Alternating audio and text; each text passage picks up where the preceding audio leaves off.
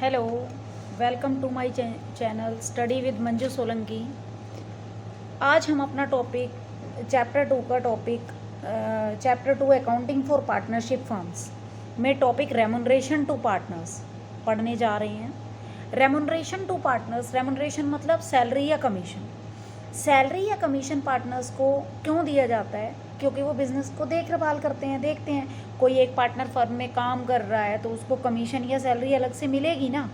तो अगर partnership deed में कहा गया है कि सैलरी अलो की जाए तभी हम उसको देंगे, वरना कमीशन या सैलरी नहीं दिया जाएगा। पार्टनरशिप डीड अगर नहीं है तो हम उनको सैलरी या कमीशन नहीं देंगे। ठीक है। अब सैलरी का तो क्वेश्चन में आपको फिक्स अमाउंट दे रखा होगा, 5,000 रुपये पर मंथ, 6,000 रुपये पर मंथ, 20,000 रुपये पर एनम, है ना, इस टाइप से दे रखा होगा। लेकिन कमीशन को क्या करते हैं, वो परसेंटेज ऑफ प्रॉफिट बता देते हैं क्वेश्चन में। क्या बता देते हैं कि commission payable to the partner is stated in the form of percentage. और ये भी दो तरीके से दे रखा होगा percentage, as a percentage of net profit और distribute profit before charging commission, और as a percentage of net profit और distribute profit after commission, before commission and after commission. In words पे हमें फोकस करना है। अब अगर परसेंटेज जो दे रखी है बच्चे कमीशन कैलकुलेट करने की, अगर वो बिफोर कमीशन है तो नेट प्रॉफिट जो हमारा आया है या डिस्ट्रीब्यूटेबल प्रॉफिट जो आया है बिफोर कमीशन, कमीशन देने से पहले जो हमारा प्रॉफिट है उसका मान लो 5% दे रहे हैं क्वेश्चन में कमीशन, तो 5/100 हो जाएगा बिफोर वाले में। लेकिन आफ्टर चार्जिंग में हम डिस्ट्रीब्यूटेबल प्रॉफिट या नेट प्रॉफिट, मतलब जो डिस्ट्रीब्यूट होने वाला है बिफोर कमीशन जो प्रॉफिट आया उसको मल्टीप्लाई करेंगे रेट ऑफ कमीशन, जैसे 5% देना है तो 5 डिवाइड बाय 100 + 5, ठीक है ना, 105, 5/105। अगर 10% देते तो 10/110%। ठीक है, क्लियर। ये हो गया हमारा आफ्टर चार्जिंग में। एंड 5/100 या 10/100 किस में हो जाएगा, बिफोर वाले में। ठीक है। अब हम देखते हैं पार्टनर्स को जर्नल एंट्री कैसे करते हैं, हम अकाउंटिंग ट्रीटमेंट कैसे करते हैं, P&L अप्रोप्रिएशन में किधर दिखाएंगे।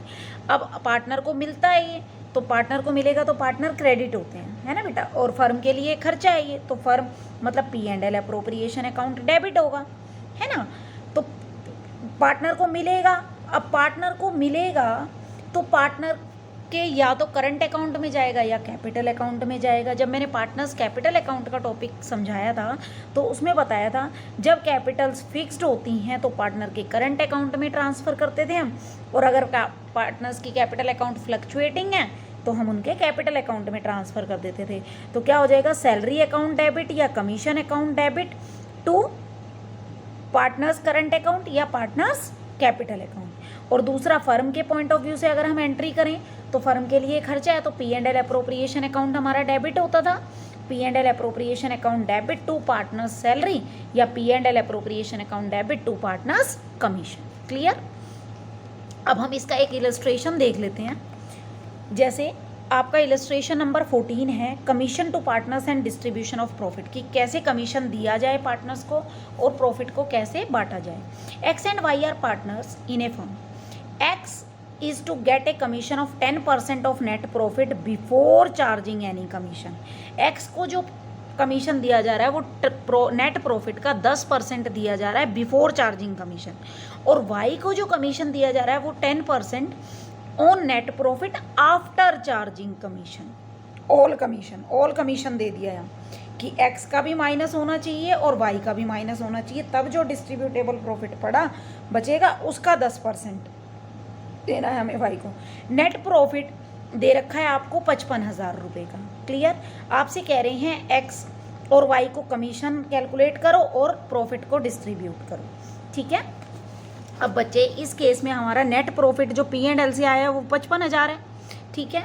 अब वाई एक्स को जो कमीशन देना है इसी प्रॉफिट का देना है हमें, क्योंकि अभी तक हमने कोई बिफोर चार्जिंग लिखा हुआ है ना कि चार्ज करने से पहले प्रॉफिट कितना है, 55,000 है, तो 55,000 का 10% दे देंगे हम, 10/100, तो 5500 आ गया इसका। अब वाई को कमीशन देना था आफ्टर चार्जिंग ऑल कमीशन, मतलब 10% है तो 10/110 करेंगे, लेकिन किस अमाउंट पे? अब डिस्ट्रीब्यूटेबल प्रॉफिट कितना हो गया? 55,000 में से हमने एक्स को कमीशन दे दिया, ऑल कमीशन लिखा है ना कि आफ्टर चार्जिंग ऑल कमीशन, इसमें से एक्स का भी माइनस है और वाई का कमीशन भी एक तरीके से माइनस होके जो अमाउंट आएगा, है ना, डिस्ट्रीब्यूटेबल प्रॉफिट जो होगा। तो 55,000 में से ये 5500 माइनस किए, जो अमाउंट ऑफ डिस्ट्रीब्यूटेबल प्रॉफिट आया, डिस्ट्रीब्यूट जो होगा नेट प्रॉफिट जो आया, इस 55,000 में से इस 5500 को माइनस कर दो। तो अब हमारा जो ये प्रॉफिट आ गया, ये बटने वाला आ गया, लेकिन इस पर हमें आफ्टर चार्जिंग देना था। तो 10% है तो 10/110, ठीक है। तो ये हमारा आ जाएगा 4500 रुपये। अब बेटा इस 55,000 में से ये वाला अमाउंट और ये वाला अमाउंट माइनस करके ये हमारा बैलेंसिंग फिगर आ गया।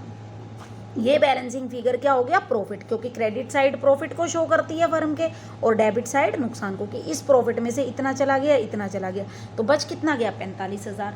अब इसको कहाँ भेज देंगे हम? पार्टनर्स के कैपिटल अकाउंट में, क्योंकि क्वेश्चन में बताया नहीं है कि कैपिटल फिक्स्ड है या फ्लक्चुएटिंग, तो हम उन्हें फ्लक्चुएटिंग ही मानकर चलेंगे। तो उनके कैपिटल अकाउंट में हमारा प्रॉफिट ट्रांसफ़र हो जाएगा और प्रॉफिट कैसे बट जाएगा? इक्वली बट जाएगा।